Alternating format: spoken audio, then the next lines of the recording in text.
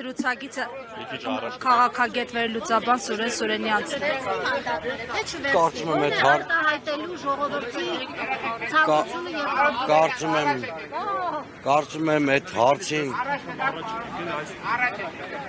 Կարծում եմ այդ հարցին պատասխանելը այս պահին առնվազն տեղի չի։ Մի րոպե, ժողովուրդը մանդատ վերցնել չվերցնելուն չի սպասում, ժողովուրդը սպասում է Նիկոլ Փաշինյանը երբ է վռնդվելու։ Իսկ մի րոպե, հիմա պատասխանեմ։ Իսկ այդ հարցը մանդատ կվերցվի, չի վերցվի, այս բանը շատ երկրորդական է, որովհետեւ մենք ընտրությունների պատկերը սկիչ ենք վերականգնում։ Հիմա վտանգի տակ է այս կենտրոնական ընտրական հանձնաժողովի նիստում, որ Հայաստանում հաստատվելու ավազակապետություն։ Այսինքն իրանք թքած ունեն ընդհանրապես որևէ օրենքի արդարության, արդարադատության վրա։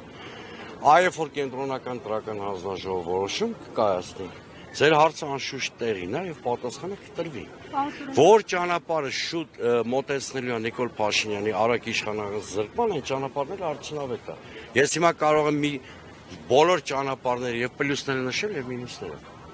Ունիվերսալ ճանապարհ չկա, որովհետեւ առաջին հերթին ամեն ինչ պիտի արվի փողոց գեներացնելու համար։ Ինչը կնպաստի փողոց գեներացնելուն, կարող ենք շատ երկար քննարկել, բայց ես խոստանում եմ այդ ու բազմաթիվ այլ հարցեր այս նիստից հետո պատասխան։ Պարոն Սուրենյանց, Նիկոլ Փաշինյանը այս պարզ գործընթացը, պարզ մաթեմատիկական, աքսիոմատիկ գործընթացը բերել է մեկ այլ դաշտ, մեղադրելով ընդդիմությանը կաշառք տալու մեջ, մեղադրելով ընդդիմությանը օրինակ հարուստ լինելու մեջ, հիմա ասում է հացին կակա են ասելու, այսօր տեսաուղերձ է հղել, բայց բացի այդ, այնտեղ մի ձևակերպում է անում, որ վերջ է տալու Թավիշին, ինչ սպասել։ Ուրեմն ինքը թորիշի հացի մասին չմտածի, որտեղ իր արած հանցագործություններով ինքը կարծում եմ շատ մոտ ապագայում կակա է ասելու ազատությանը։ Ավելի լավ այն իր դարդը լացի, սա մեկ։ Որովհետև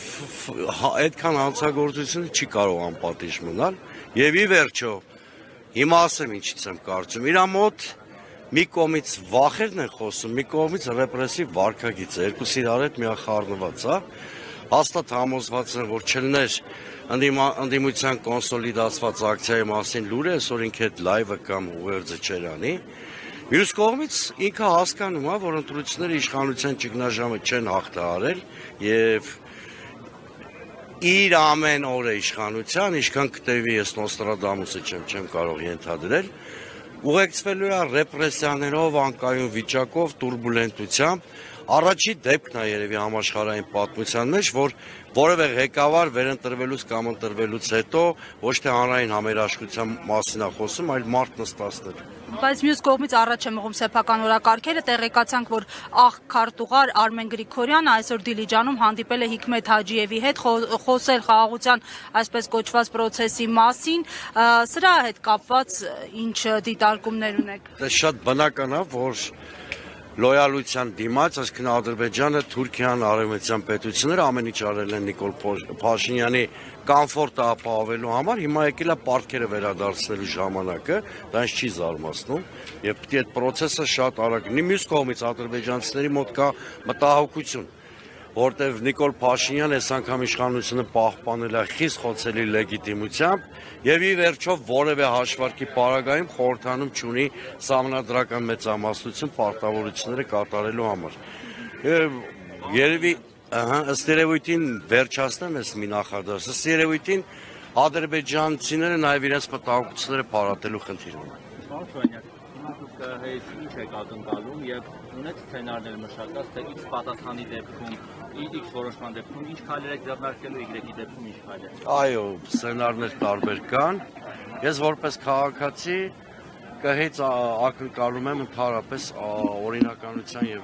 արդարության վերականգնում ամբողջ ծավալով։ Գիտեք, որ քաղաքական տարբեր ուժեր տարբեր պահանջներով են դիմել, մեկը մեկին չեն հակասում։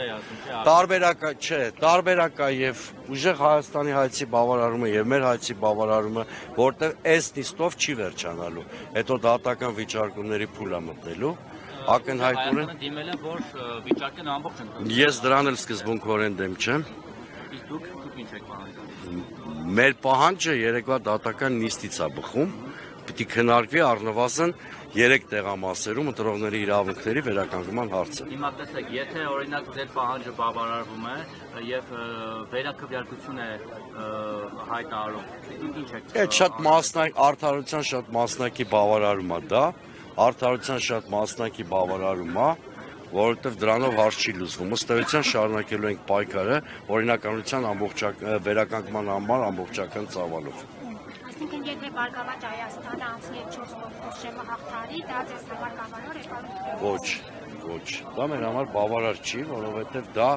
ընդամենը 3 տեղամասերում մեր ընտրողների իրավունքների վերականգնման հարցալուծում։ Բայց ակնհայտորեն ընտրական գործընթաց ուղեկցվել է մեծածավալ համակարգային խախտումներով եւ միայն այս պահանջի բավարարումը մեր այս պահանջի բավարարումը նվազագույն մինիմումն է, ոչ թե արդարության ամբողջական վերականգնումը։ Բայց մենք ասել ենք եւ հետամուտ ենք լինելու, որ մեր ցանկացած ընտրողի ձայնի պաշտպանության հետևից գնալու ենք։ Շնորհակալություն։